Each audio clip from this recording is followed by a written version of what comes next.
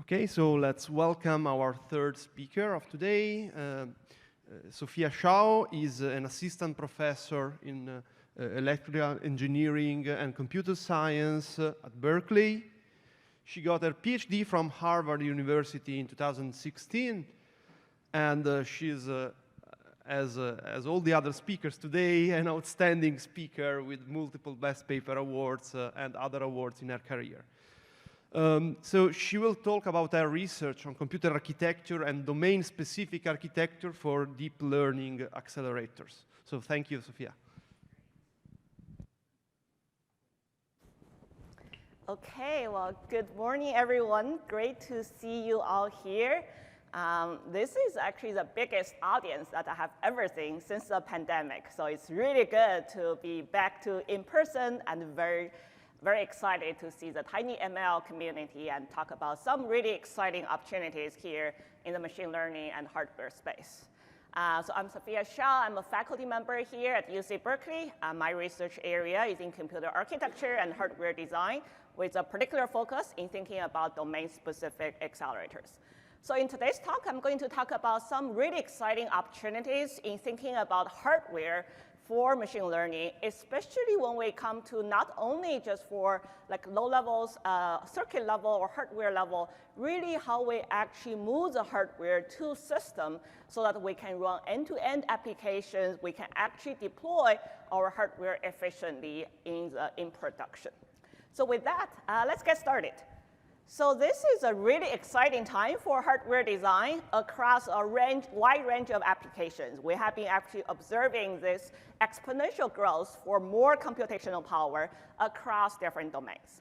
Many of you are very familiar with this chart showing ever since the AlexNet breakthrough, right? We have been actually seeing a lot more compute demand to actually support both training and inference of those more than complex models.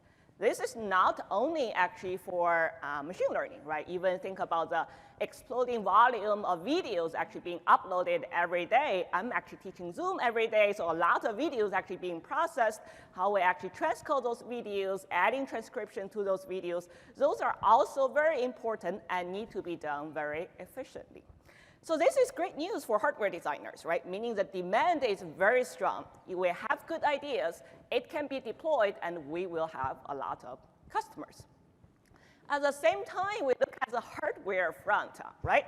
We're also running out of ideas in a way, right? So we have been actually relying this ever-growing of Moore's law to actually produce us with cheaper, faster, and also more power-efficient transistors. Of course, we're still getting good densities these days, so that part is still true. And again, different people have different interpretations of Moore's law. But from the economic side of views, especially with the more recent technology generation, hardware, especially advanced transistor technologies, are getting a lot more expensive. Meaning that we really need to actually differentiate ourselves, differentiate our design from others, and also efficiently use those transistors so that we can actually beat others, deliver better performance to meet the requirement of those applications. Well, whenever there is actually a growing demand and also slowing supply, it may seem to be a problem, right? We need to actually somehow bridge this problem. It's also really exciting for our industry, right? It means that if we actually have a unique idea, have a unique solution, we can win a large number of customers and really get some kind of dominance in this market. So there are a lot of ideas, especially at hardware and the system level, thinking about how we can bridge this demand and supply problem. One of the potential ideas really, especially at the architecture level, is really thinking about domain-specific system, right? Many of the other speakers are talking about what they call AI accelerators, right? So here, broadly, when we say domain-specific system, those are basically hardware that are designed for a domain of applications, right?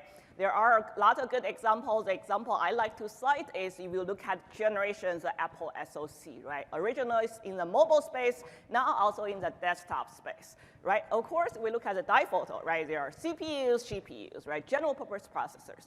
But there are actually a large number of blocks that are not CPUs, not GPUs, many of which are basically what we call domain-specific accelerators. Those are hardware that are designed for a specific domain. A good example is this neural engine here, right? Those are the hardware that are actually designed specifically for deep learning. So that's very exciting for our community, right? This kind of specialized hardware is being deployed, and they are actually being used from mobile space to desktop space, and other way we think about tensor core, right? Also in the data center space. So from our approach, especially a lot of work here at Berkeley, what we are really interested is how we can actually approach this problem from what we call a full system, full stack point of view. What do we mean by that? When it comes to AI hardware, of course, design accelerator is very important. We want to take advantage of the advanced technologies, building efficient, scalable hardware design. Some of our work in that space includes actually our simple work where we build this kind of multi-chiplet-based accelerators to deliver scalable performance from edge devices all the way to data center. However, we think of this from a full stack, full system perspective, right? It's not only just designing individual accelerators. You will remember the Apple SoC we just saw earlier, right? It's not only just a single accelerator. We actually also need to integrate those accelerators together, how we actually coordinate traffic across those accelerators, and also with general purpose cores, right? How the general purpose cores can do the housekeeping tasks, making sure the accelerators are running efficiently. All of those are very important. So our recent work is really focusing on how we can handle accelerator integration at the SoC level, making sure that can actually also be deployed efficiently. And we have the system, right? Some of the earlier questions asking about compiler, right? Compiler is extremely important. Once we have system, we also need to think about how our system can actually be efficiently used by the users, by the end programmers. So some of our work in this space involves thinking about scheduling of accelerators, how we can actually map applications onto our hardware to deliver an end-to-end efficient solution. So in today's talk, I'll briefly touch on the bottom two parts, especially giving a little more system flavor, how we can actually build SoC for deep learning and how we can actually develop compilers, schedulers for an end-to-end system. So let's start from integration of accelerators, right? So when we think about accelerators, right, of course they are efficient, but accelerators also don't exist in isolation, right? We talk about the diphoto, right? There are a range of other IPs, GPUs, CPUs are also part of the picture. And if we actually take a look at the history, generations of Apple SoCs, right? In the past decade, we have been actually observing this kind of very steady increase of the number of domain-specific accelerators actually being included onto Apple SoC. So this is both exciting but also scary, right? So we need to design so many different IPs, and they somehow need to be coordinated with each other to deliver good performance. So how they are actually being used in practice? So this is a very interesting study from Google where they take a look at their mobile SoCs and their different use case scenarios, how the different IPs are actually being used, how they actually coordinated with each other. So for example, if an user wants to actually record a 4K video, right? Of course, we need to go through the camera pipeline so that we can actually get our video in. At the same time, we actually also need to both display the video so that the user can see it, and also actually store the video, compress it, store it, so that the user can also take a look at it later, right? So in this pipeline, from a more hardware perspective, this is really interesting because first, a lot of IPs are involved, right? We talk about camera IPs, video compression unit, video codec, and also GPUs. All of those are actually involved and need to be running concurrently to actually support this functionality. And also, there are a lot of data movement across different IPs, right? We need to take the sensor input, transfer it to GPU so that we can display it. We also need to transfer to the video codec so that we can actually compress it. A lot of data movement largely actually rely on DRAM these days so that we can actually transfer data. So looking at this kind of use cases, it is really important to actually think about AI hardware, AI system from a more full system SoC point of view. So here, this is a simplified cartoon of a representative SoC. We have general purpose CPUs, we have different deep learning accelerators. I'm using Gemini. Here's the example. We'll talk a little bit more about it later. Right? In a SoC, we have those different IPs, different general purpose cores. Sometimes it's more high performance. Sometimes they are more energy efficient. We also have a lot of shared resources, right? Shared memory, shared system interconnect that need to be used to facilitate the data communication. Right? We talk about the full system visibility, right? What do we mean by that? Some example here. For example, when we come to the memory hierarchy, right? A lot of, like earlier speaker also mentioned, data movement is very important. We're looking at all those IPs, right? Everyone has their individual SRAM to capture some data locality. They're also like shared memory, right? And also DRAM so that we can actually transfer data across each other. Well, whenever we have this fairly complex memory system, right, we always need to think about what's the performance implications here. It means there will be contention, right? Multiple IPs will be running in parallel. There will be contention. There will be coherence and consistent issues to make sure that we're getting the right data. All of those need to be considered into the design process so that we can deliver both a functional design in the end, but also a high-performant design in the end. So this is a memory system, right? If we think about SoC, again, a lot of focus have been really talking about the accelerators.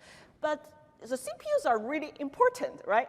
CPU need to handle a lot of tasks, running the operating system, running the program so that the accelerator can be invoked correctly, right? And in some cases, like what if the accelerators are actually not designed for those new kernels, right? CPU actually need to execute those kernels. So that kind of performance implications are also very important. In a lot of cases, we're mostly focused on the accelerator side, but actually ignore the system, the CPU implications. So those are just some examples. There are a lot more very interesting system implications when we think about this kind of heterogeneous system. So with that, what we did here at Berkeley is really thinking about how we can enable both hardware and system designers to actually understand, evaluate, and also innovate in those areas to actually understand the system implications of a heterogeneous accelerator. So that's our recent work at Gemini, really focused on this kind of full system co-design for hardware accelerators. It is full stack. You can actually put Linux here directly. You can actually evaluate end-to-end applications. You can actually take your PyTorch example or actually take the Onyx environment, takes the Onyx description. We can actually run it on both RISC-V CPUs and also our Gemini accelerators with our multi-level APIs. It also has a full system, full SoC. I mentioned it has CPU, it has a shared memory. It also supports virtual memory address translation so that we can actually easily program our accelerators. This makes Gemini very unique across a lot other accelerators actually on the market. This work is publicly available. We are actually using it both internally for our tape out and also at Berkeley, I'm actually teaching a class on hardware for machine learning using this infrastructure. It has also been widely used in actually other industry and also academia research. So feel free to give it a try. It also won the Best Paper Award at DAC last year. So we talk about those system implications and talk about Gemini is a tool to help we actually evaluate, right? What are some kind of examples that we can do with something like Gemini, right? So for example, let's say we are an SoC level architect, right? One commonly issues or challenge we run into is actually how we balance our system level resource. Let's say, for example, you're doing your SoC design, and all of a sudden you say, oh, we actually have some extra area budget. We can actually afford additional SRAM in our system. Now, in that case, a question we need to ask ourselves is that with the additional SRAM, right, should we actually allocate to each individual IP so that each accelerator has a bigger local SRAM to play with, or should we actually allocate to the shared memory? We talk about their shared system cache actually existed in a lot of today's SoC, right? Should we actually allocate to the shared memory so that every IPs, every CPUs in our system get a little bit more? It's a very subtle question, right? It's actually hard to say which one is better, right? Because you involve a lot of system level explorations. So with a tool like Gemini, where we can actually understand not only just accelerators, but also general purpose cores. So like example IP here, we have RISC-V CPUs, accelerator shared memory interface. All of those can be actually used to help us answer this kind of system level questions. For example, to this particular question we asked earlier, right? I mentioned it's very subtle, right? Why it is very subtle? First, it is very application dependent, right? It really depends on what kind of applications you want to run on your system, right? For example, if the application is actually more like convolution intensive, we have actually a lot of convolution inside our application. Allocating more memory to your local scratchpad, big scratchpad, is actually very beneficial because you actually capture more locality.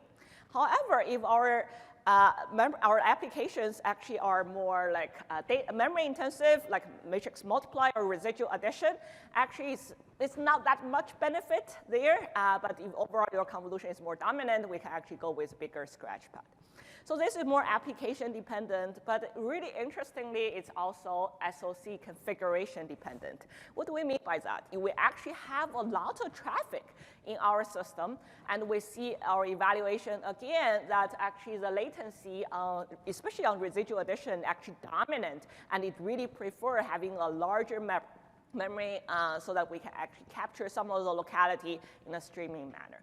So to answer this kind of both application-dependent and also SoC configuration-dependent questions, we really need this kind of full system evaluation infrastructure to help us here. So that's our discussion on the integration of accelerator, right? How we can actually capture this kind of SoC level complexities. At the same time, I also mentioned scheduling, right? Programming those accelerators are also very important. I'm also going to briefly talk about some of our work here, right? So when I say programming, what do we mean here, right? We take an application, in this scenario, deep learning network, and then we map it on our hardware accelerators. There's a huge space, very significant implications exist when we actually choose different options, right? Here, one of our recent work called KOSA, the idea here is that whether we can actually take advantage of the structured regularity in both applications. A lot of deep learning applications are very regular, and the regularities in our hardware, many of the hardware, our spatial architectures also very regular. With that, we can actually formulate this problem into a constraint optimization problem with clear defined constraints and objectives that we can actually solve this in one shot. Due to the time limit, I will not go into too much detail of this work, but you can read our ISCA 2021 paper for more details. And in our evaluation, we show that the KOSA generate compilation choice not only performs significantly better than state of art, but also generates the result much faster, right? Almost 2 orders of magnitude faster, which is very important because we really care the time to solution. So that's our KOSA work. Again, feel free to also reach out to me for more details, since we don't have a lot of time here. With that, I'd like to actually conclude. Before I conclude, I'd like to thank our students who actually did a lot of amazing work to make all those work possible. Our Gemini work is also sponsored by DARPA's RTML project that also give us a lot of leverage and also experience in really thinking about how Gemini infrastructures can be actually deployed in different scenarios. And we are also starting a new lab here at Berkeley called Slice Lab that actually focuses on the specialized ecosystem so that we can understand the opportunities in both specialized hardware and also specialized systems. So with that, we'll brief recap. We are really excited about the full stack optimization opportunities for deep learning accelerator, starting from design of individual accelerators to integration of different accelerators and cores together, all the way up to thinking about the programming aspect of accelerators. It's great to be here. With that, I'd like to conclude my talk, and I'm happy to take any questions. Mm-hmm.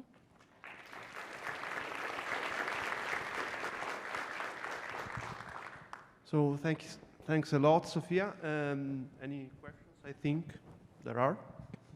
Hi, really exciting talk, and this notion of full stack optimization really resonates. There's complexity at different levels in the stack, and when we're doing DNN acceleration, again from a software perspective, one of the issues that I faced is parts of the network, certain types of operations maybe supported by the accelerator while others are not. And it's sort of very hard to partition in a optimal fashion. If you do it wrong, you're going to be moving data, and that's going to be really expensive, slow you down, or cost a lot of energy. I'm curious, what are your thoughts on how that's going to evolve? Like, is that really a compiler TVM kind of a thing, or is there other kind of approaches that one can employ, like maybe even at a theoretical level, like optimal strategies for doing that? Yeah, that's a great question. We also talk to our programming system folks a lot, and they also I guess in some way like their frustration, like you folks are designing all those fancy hardware, but it's really hard to actually understand what's there. So I think there are two ends. So first, eventually from a hardware, from like basically the abstraction level, right? Eventually from the hardware layer, it's really important to provide easy to reason cost model to the system designer. So like the example you mentioned earlier, right? You don't know what kernels are supported, and once you map it, then some kernels actually run a lot longer because of data movement, right? So what do I mean here by cost model is basically give you folks like a metric of like the latency or maybe even the power efficiency of those kernels. Maybe you don't really need to actually worry about where they're actually running, but by actually providing you a piece of hardware, we can also accompany that with a piece of like cost model that can capture that kind of latency. And then you can actually factor that in your compiler writing experience to actually make it programmable, make it more easier to program. And also hardware is actually an evolving process. Maybe this generation it's not there, the next generation it is there, right? You don't want to actually tailor to specifically, but then we can actually always provide a new cost model, and they say, okay, it's still the same, but some of the costs for those kernels actually changed, and then you just factor that in. So that I think that level of abstractions is very important to basically a new hardware-software contract. And second, more from a software perspective, I'm also talking to a lot of colleagues there at Berkeley. At least from my understanding, feel free to correct me if I'm wrong, it seems like a lot of this kind of software optimization turn into a search problem. It's basically, there's a search space, we have some cost model, as I mentioned earlier, and we need to basically find an optimal solution based on the cost model, right? So with that, I think that's actually a nice thing, because then it kind of makes this kind of hardware and software a little bit more decoupled, right? As long as we can actually provide a good cost model, we can still innovate in the search space navigation point of view, right? By plugging different cost model, we can actually perform the search differently, but it at least provide a little bit more decoupled view between hardware and software. So yeah, so that's my take. Is basically first, not only just producing a hardware, but also producing a cost model to help the compiler writers to evaluate this. And second, basically make it a little bit more decoupled so that we can still innovate in the search space exploration without being too bogged down by the different hardware like caveats in a particular piece of hardware. Mm-hmm. Oh, yeah, that makes a lot of sense. Just an observation. So, you know, again, about a decade ago or so, when people were like, when Java was young, I guess, you know, branch predictors and so on were really, there was a lot of research in both, I think, the hardware side as well as in the software side, how to optimize branch predictors. And I think a lot of frustration that my colleagues had, you know, folks doing the compiler stuff was metrics, as you said, right? They did not really have access to good hardware level metrics. So I think it would be amazing if, you know, as we're going for this next generation of ML acceleration, to get those metrics from the ground up in design so that then they can be leveraged. Because a lot of times people are like, well, why do I need this? Yeah. But if you build it, they will come. Yeah, that's a good point. Like even LVM, they have some like abstract hardware model. It still ignore, I think they probably capture some of the branch prediction part, but they still ignore the memory system part. So it's still very abstract model. So I think that's the KOSA work I mentioned. This, as you mentioned, this new generation of hardware, it's a lot more regular, right? We're not talking about this kind of weird out of order execution anymore. So it's a lot more regular. So I'm very optimistic in the sense that whether we can maybe do better than the last generation to actually set up this contract better. Yeah, but yeah, there are a lot of history on that as well. Thank you so much. Yeah. Mm-hmm. Any other questions from the audience? Let me make a question of my own. So your work with Gemini is, at least from what you presented, also from what I read personally, oriented at systems which are a notch higher power than what is the main target of this tinyML. And I was wondering if you are planning in doing something which is more oriented at the lower end of the spectrum of performance and power. Yeah, at first I would like to correct, I didn't mean that this is a higher level in terms of control or whatever compared to the lower level. I think eventually what I wanted to really highlight to really this need to be a system, right? Either just a regular ML system or a tinyML system. This always need to come from a system perspective, right? Any kind of system, right? We really need to take this full stack approach. A lot of things we can do, like we talk about the out of order processing, right? A lot of things we can do at a circuit level, at a hardware level, but in addition, we really also need to think about the system level integrations and compilers. It's really just a full stack approach are very important. In particular, I think tinyML is actually a very great menu in the sense that it has like this super constrained system, right? So this makes it really exciting in the sense that we actually, all the different layers need to actually think about how we behave ourselves with this particular constraint. I think in a lot of other more general purpose scenarios, there are a lot of pushback between different layers because, oh, this is your responsibility, this is my responsibility. But in such a very constrained system, we really need full stack approach that really talk to each other, understand what we can do, what we cannot do to actually deliver innovative solutions. So in that sense, I think more like tinyML as a very unique constraint that makes the whole system design problem more exciting. But I don't think there's like any one layer is actually dominating in any way. It really depends on the problem or the scenario that we're handling here. I couldn't agree more, actually. Wonderful. Okay. Anyone else? Still have 1 minute? Okay, so let's thank Sophia.